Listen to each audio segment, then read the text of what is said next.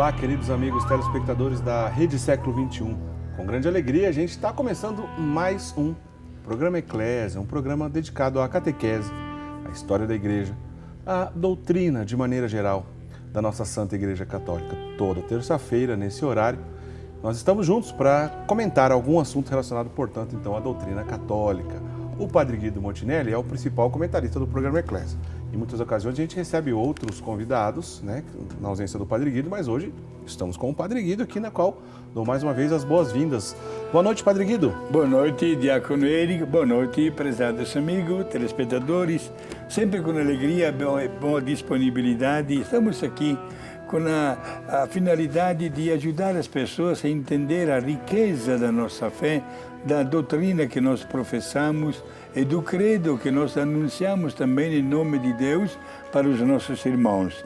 Nestas últimas semanas, estamos quase que transmitindo para os senhores uma riqueza fora do comum, do patrimônio da Igreja, que dá para algumas pessoas o título de doutores da Igreja.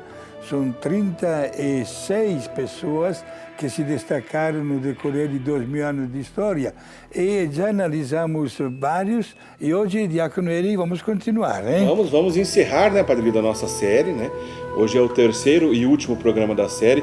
Os Santos Doutores da Igreja, como o Padre Guido já adiantou, são 36 santos. Você que está acompanhando nas últimas semanas, pode perceber que a gente conversou sobre cada um deles, né? A gente apresentou na ordem cronológica do mais antigo, que diz respeito ao ano de falecimento, e hoje nós vamos terminar essa lista dos 36 santos doutores da Igreja. Mas vale lembrar, se você não assistiu os últimos dois programas que aqui exibimos, eles estão disponíveis lá no portal da Rede Século XXI, na página do programa Eclésia. Acesse lá, rs21.com.br/Eclésia, que é o nome do nosso programa. Você vai encontrar então a lista de todos os programas que a gente exibe aqui no decorrer das semanas. E as últimas 2 semanas, portanto, então, a primeira e a segunda parte dessa série, né, dos Santos Doutores da Igreja, na qual a gente encerra hoje. O Padre Guido já explicou muito bem nas semanas anteriores, já fez uma breve introdução aqui. Quer dizer que não é qualquer santo da Igreja que vai receber o título de doutor, né? Não, absolutamente, né? Só Deus sabe o número dos santos, mas o magistério da Igreja aqui na Terra destaca exatamente devido a particulares qualidades algumas pessoas que honram com o título de doutores e que se distinguiram por notório saber teológico, atestado inclusive por escritos, especialmente pela integridade da vida. E isso no decorrer de 2000 anos de história. Isto é, até nos dias de hoje, com certeza, há pessoas que um dia serão proclamadas doutores da Igreja, né? Ao passo que, como nós frisamos, sobretudo no primeiro desses 3 programas, o título de padres da Igreja tem um limite, porque abrange somente o período dos primeiros séculos da história da Igreja, né? E de 6 ao máximo 7 séculos iniciais. Foram pessoas que se destacaram pela defesa da doutrina, que lutaram contra as heresias, pela alegria que tiveram até de escrever e de formular catecismos, digamos assim, populares, com a finalidade de transmitir as verdades divinas aos fiéis que Deus entregava diariamente aos seus cuidados pastorais. Muito bem, então em relação aos santos, doutores da Igreja, que os papas no decorrer desses 20 séculos proclamaram então 36 desses santos. Eu vou ler a lista até onde paramos, né? Lembrando que essa lista que apresentamos desde o início dessa série, nós respeitamos a ordem cronológica de acordo com o período da morte de cada um desses santos. Nós vamos continuar na ordem cronológica e no final vai ter uma pequena mudança em relação aos mais recentes, eu explico daqui a pouquinho.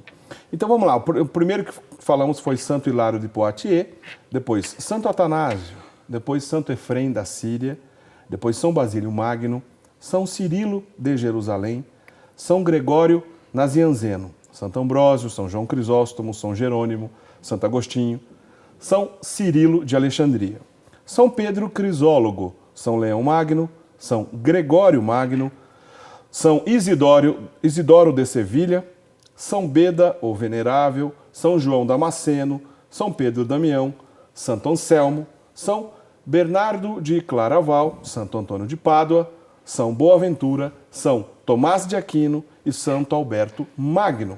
E na sequência vamos para o primeiro. Então, no programa de hoje, para a gente encerrar essa lista, um comentário, um voo panorâmico sobre todos os doutores da igreja, para que a gente apresente, né, todos esses santos e você possa depois, ao saber quais são os santos doutores da igreja, quem sabe aprofundar nos estudos, na vida desses santos, que certamente tem muita riqueza, muito que a gente tem que aprender com esses santos. Padre Guido, o primeiro da lista do programa de hoje, na verdade, é a primeira, é uma mulher, né?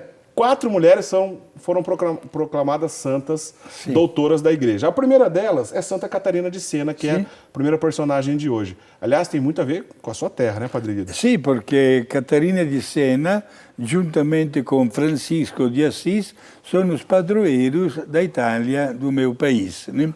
Catarina de Sena, ela veio falecer no ano 1380, viveu somente 33 anos. Morreu jovem. Né? Bem jovem, ed era dotada de dons carismáticos através dos quais captava o segredo do coração das pessoas que ela mesma encontrava. Foi escolhida por Deus para ser um instrumento para convencer, veja só, minha gente, para convencer o Papa, que vivia no cativeiro de Avignon, na França, a voltar para Roma, na cidade eterna. Precisamos explicar o que é isso para relembrar para os nossos amigos, telespectadores, rapidamente, o que significa o cativeiro de Avignon ou o papado de Avignon. Exato, o papado de Avignon, né? Situações, digamos assim, não das melhores que o mundo enfrentou entre um país contra o outro país, e é que na França, a França pegou o Papa e o levou para Avignon. Avignon é uma cidade da França. É uma cidade, até hoje tem o castelo onde morava o Papa, e morou por muito tempo. Só que São Pedro escolheu Roma. Inclusive foi martirizado na cidade eterna, que é Roma, e, portanto, o Papa, até hoje, tem a sua sede reconhecida oficialmente na cidade de Roma, que é chamada Cidade Eterna. Agora, o Papa estava lá na Avignon, na França. Catarina de Sena, ela chegou a enfrentar o Papa e, com uma maneira muito simples, mas convencedora, ela colocou na cabeça do Papa a necessidade de voltar para Roma. Por qual motivo, diácono Eri? Porque também lá em Roma, enquanto o verdadeiro Papa estava em Avignon, alguém elegeu outro Papa e começava a confusão. Uma crise complicada, né? Uma crise grave dentro da mesma igreja, né? Século XIV. Século XIV. E este problema aumentou também 2 séculos depois.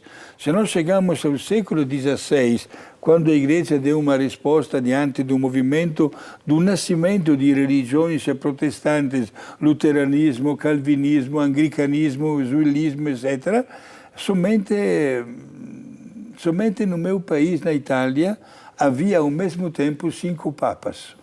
Pois é, como é que mantém a unidade, né? Exato, dessa, né? É uma grave crise, ainda bem que o concílio acabou com tudo isso, não reconheceu nenhum dos 5 como verdadeiro papa e elegeu o verdadeiro papa. Quer dizer, o papado de Avignon, então, é esse período onde, numa crise, né, que a Itália vivia como um todo, principalmente dentro do Estado Pontifício, revoltas, etc., o Papa sai de Roma, vai para a França, em Avignon. Os interesses da França, dos reinados daquela época, dos nobres daquela época, começaram a interferir na igreja.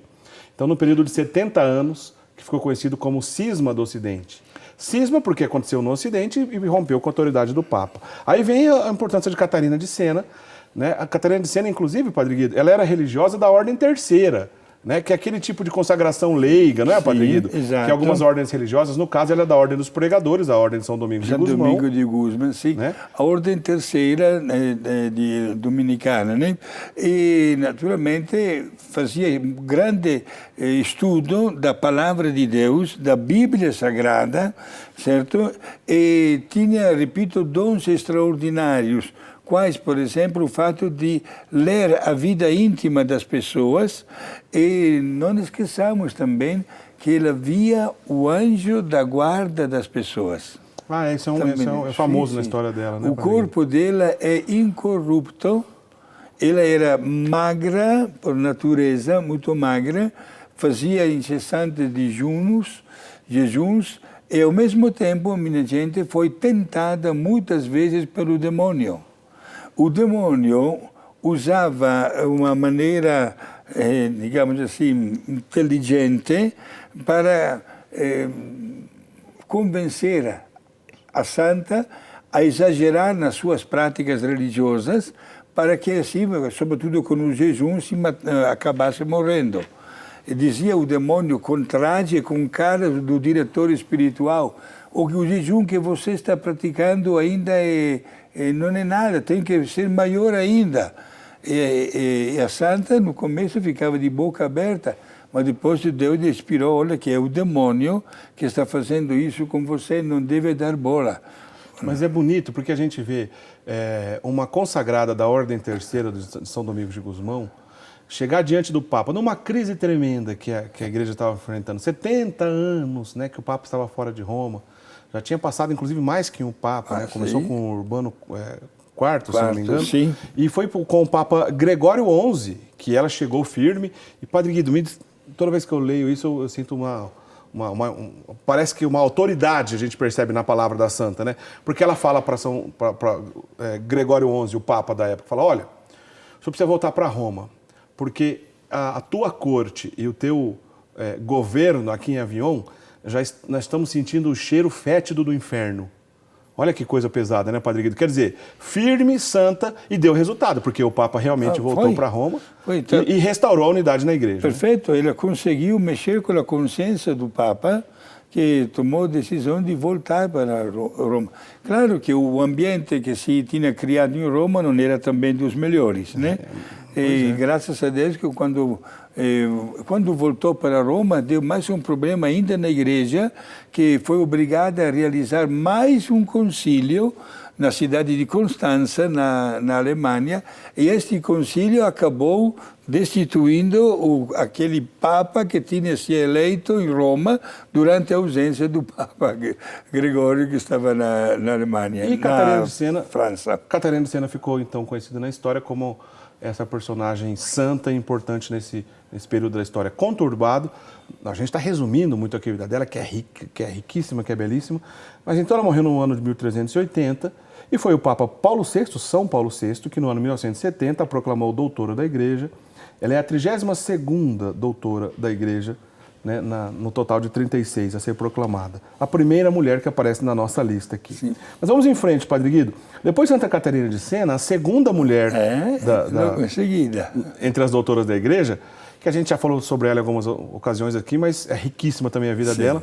Estamos falando de Santa Teresa d'Ávila, né, Padre Guido? Teresa de Ávila. Vamos na Espanha, gente. Ela veio falecer no ano 1582 e se tornou famosa na história da Igreja por ter reformado a vida contemplativa do Carmelo, ajudada por outro grande santo que também adianto que também ganhou o título de doutor da Igreja. Está na nossa lista. Exato, São João da Cruz, né? O trabalho e a vida, no entendimento de Teresa, em total silêncio. Ele escreveu verdadeiros tratados de mística e de ascese, né, sobretudo o caminho da perfeição, o castelo interior, o qual já dedicamos um programa. É verdade, dedicamos, né? É verdade. E também inúmeras outras reflexões.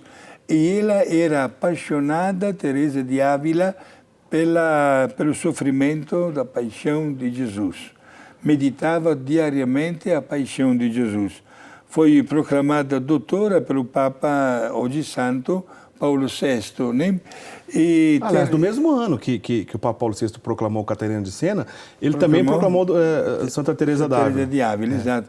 Teresa de Ávila não se deve confundir com a Teresinha do Menino Jesus. Na verdade, o nome de Teresa é um dos nomes mais comuns dentro da Ordem do Carmelo, né? Nós chamamos de Teresa. Na Itália, por exemplo, é Teresa e Teresinha. Ou Teresa, em língua italiana, La Grande, ou a maior, Teresa de Ávila, que estamos falando, ou Teresa la Piccola, a pequena, que seria Teresinha. Para ser Teresinha. Exato. Bom, obviamente que devido a Teresa d'Ávila, tanta santidade e a grande reformadora do Carmelo que foi, influenciou as outras religiosas do Carmelo, por isso que tem tanta Teresa também. Mas em poucas palavras, a vida dela é tão rica, a gente já falou muitas vezes aqui sobre ela, a Ordem do Carmelo é muito antiga, e no período, na vida de Santa Teresa d'Ávila, quando ela decidiu pela vida religiosa, o mosteiro que ela foi morar era muito numeroso, muito grande. Né? Tinha muitas religiosas num ambiente que não favorecia a oração, né, Padre Guido? Perfeito. Aí ela teve a inspiração de criar um mosteiro menor, né, com uma vida mais austera, porque, por exemplo, nesse mosteiro grande, numeroso, se a pessoa tivesse posses, ela tinha condições de ter até servos dentro do mosteiro. E quem não tinha, sofria. Ela acabou com isso, reformando o Carmelo, né, Padre Guido? Sobretudo, criou a estrita clausura, de maneira que as pessoas de fora não podiam entrar. Certo. Parece uma linguagem meio estranha no dia de hoje, mas tinha centenas e centenas de religiosas dentro do mesmo mosteiro, o que não criava um ambiente de um silêncio. Por isso, até hoje, é bom que os nossos amigos telespectadores saibam, se nós perguntássemos para as religiosas do Carmelo o que é que elas consideram como, não digo um pecado grave, mas uma falta, digamos assim, de um grande valor, é a quebra do silêncio. Preferem exatamente a vida de total contemplação. Foi ela que insistiu muito para que cada comunidade do Carmelo não superasse 13 ou 14 religiosas só. Certo? Inclusive, até a igreja acabou aceitando esta sugestão e dando aos bispos das dioceses, onde existe um Carmelo, a possibilidade de aumentar de alguns membros aquela casa religiosa. Portanto, nós temos, é um caso prático, alguém poderia perguntar, Padre Guido, nós não temos muito conhecimento disso, mas aqui no Brasil, como é que está a situação? Posso responder na hora. No Brasil, há hoje 80 Carmelos. Bastante. Bastante, e todos com a casa cheia. Graças a Deus, que é uma vocação sempre linda e rica em toda a igreja. Perfeito. Aliás, todas as irmãs carmelitas estão nos assistindo agora de alguma maneira que chega essa informação. Por favor, rezem por nós aqui na Rede Século XXI, nosso programa Eclésia. Padre Guido, Santa Teresa d'Ávila, como o senhor já falou, apenas confirmando, faleceu em 1582 e foi o Papa Paulo VI que em 1970 a proclamou doutora da Igreja. Muitas pessoas a consideram a maior mística de todos os tempos na história da Igreja. Vida belíssima, profundidade mística extraordinária. Vale a pena ler todos os escritos de Santa Teresa d'Ávila. A gente está lidando aí com o mais lindo que a gente tem na história da Igreja do ponto de vista da mística, da profundidade da oração, que já adianta, o Padre Guido também já falou agora há pouco, o próximo santo da lista tem tudo a ver com essa história, Padre Guido. Perfeito. Porque inclusive foi companheira de reforma. Na reforma, exato. O próximo da lista é um frade espanhol também, né? João da Cruz, que veio falecer no ano 1591. Lembra-se que seja Teresa, como também João da Cruz, são o resultado de um trabalho incansável que a Igreja fez no decorrer de 18 anos, quando se realizou o famoso Concílio de Trento, certo, que deu, sinceramente, bons resultados na seriedade, sobretudo da vida consagrada e da vida contemplativa e mística. São João da Cruz, ganhou o título de doutor místico, olha só. Tudo a ver com o que a gente estava dizendo. Né? Exato, né? Atraído pela vida religiosa contemplativa, ele se colocou ao lado de Teresa de Ávila, que entrou, como o diácono Érico afirmou antes, entrou num mosteiro de vida contemplativa, mas não gostou, devido a um monte de gente que entrava e saía toda hora. Parece que São João pensou em ser cartucho. Exato, pensou de deixar aquela ordem. Que é a ordem de São Bruno dos cartuchos já era mais rígida naquela época. Exato. Mas Deus colocou Teresa de Ávila e João da Cruz no mesmo caminho. Certo. E os dois trabalharam reformando o Carmelo através de uma disciplina rígida e sem abrir mão a caminhos paralelos. olha, seus escritos, especialmente a Subida ao Carmelo e o famoso livro A Noite Escura, apresenta as várias etapas da vida contemplativa. O que significa a noite escura, padre? Uma pessoa que vai entrar numa ordem contemplativa é a melhor das vocações, mesmo que tantas pessoas não apreciam. Será que lá também existem noites escuras? Sim, porque se nós agradamos a Deus, sabemos também que o demônio, porém, não tira férias e faz de tudo para estragar esta nossa contemplação com Deus. Mas através de um espírito, de uma vida íntegra, e de uma prática religiosa das virtudes cristãs, praticada sobretudo no silêncio, na contemplação, eis que a santidade continua dando os seus frutos. Se nós fizéssemos hoje uma pergunta à ordem do Carmelo, masculino e feminino, e diz, olha, como é que está dentro da história da Igreja, digamos assim, o número dos santos e santas da vossa ordem religiosa proclamado pelo magistério da Igreja? Nos apresentam, diácono Eric, verdadeiros volumes. É uma riqueza maravilhosa. Uma riqueza extraordinária, gente, né? De santos e santas que continuam até no dia de hoje, seguindo exatamente as dicas de João da Cruz e de Teresa de Ávila, vivendo a espiritualidade da Ordem do Carmelo. Tudo aquilo que dissemos há pouco, então, da grande mística Teresa d'Ávila, da grande reformadora do Carmelo, as mesmas características servem também para São João da Cruz. Ele é um dos maiores místicos da Igreja. Tanto é que o apelido dele é Doutor Místico, né? Sofreu perseguições terríveis. Chegou a ficar preso 9 meses. 9 meses preso num Carmelo por injustiça, que precisou fugir. Enfim, a vida dele é rica, é belíssima. O Padre lembrou de uma obra famosíssima dele, A Noite Escura da Alma, sim, que é uma riqueza, não é a única obra dele, porque ele é considerado um grande poeta, um grande escritor. Mas São João da Cruz, então, morreu no ano 1591, e foi o saudoso Papa Pio XI que o proclamou doutor da Igreja no ano 1926. Na lista, então, ele foi o 26º doutor da Igreja, o 26º santo a ser proclamado doutor da Igreja, num total de 36. A gente está falando de um gigante, São João da Cruz. Padre Guido, como o nosso tempo é curto, a gente precisa andar aqui com a nossa lista. Na sequência, a gente vai falar de São Pedro Canísio. Canísio, né? sim. São Pedro Canísio, também doutor da Igreja. Exato, ele era um religioso da ordem de Santo Inácio de Loyola, jesuíta. Certo. Né? E esta ordem também nasceu no século XVI, logo após do concílio, da celebração do Concílio de Trento. Quer dizer que a gente está falando de São Pedro Canísio, um santo do início da ordem dos jesuítas, vamos dizer sim, assim, perfeito. do primeiro período. Do primeiro período, exato. Ele foi apelidado o segundo evangelizador da Alemanha, depois de Bonifácio, né? Que foi um grande pregador. Agora, autor de um famoso catecismo, ele percorreu a Alemanha inteira evangelizando. Olha que ele era natural da Holanda. Se bem que essa região da Holanda, na época, pertencia à Alemanha. Pertencia à Alemanha, por isso que exato. Não é difícil, quando a gente vai pesquisar sobre São Pedro Canísio, que ele aparece como o primeiro jesuíta alemão. Mas a gente está dizendo de uma região que ele nasceu na Holanda, que na época se pertencia à Alemanha, não é isso, Padre Guido? Alemanha, exato. É bom explicar aos nossos amigos telespectadores que a Europa, no decorrer dos séculos, subiu algumas mudanças territoriais, né? Às vezes um país que lutava numa guerra e ganhava território de outro país, como também se perdia territórios. Olha que este fenômeno até na época de 70 anos atrás, com Adolf Hitler aconteceu. Ele invadiu a Holanda, porque antigamente a Holanda pertencia à Alemanha. Ele queria restaurar aquele território para a Alemanha de novo. É a mesma coisa ele fez com a Polônia. Tem as coisas, diria Giambattista Vico, o grande filósofo, né? Os cursos e recursos, que é um mundo que, em dimensões diferentes, a história se repete, né? Exato. Bom, ele percorreu a Alemanha evangelizando, graças também ao trabalho de composição de catecismo.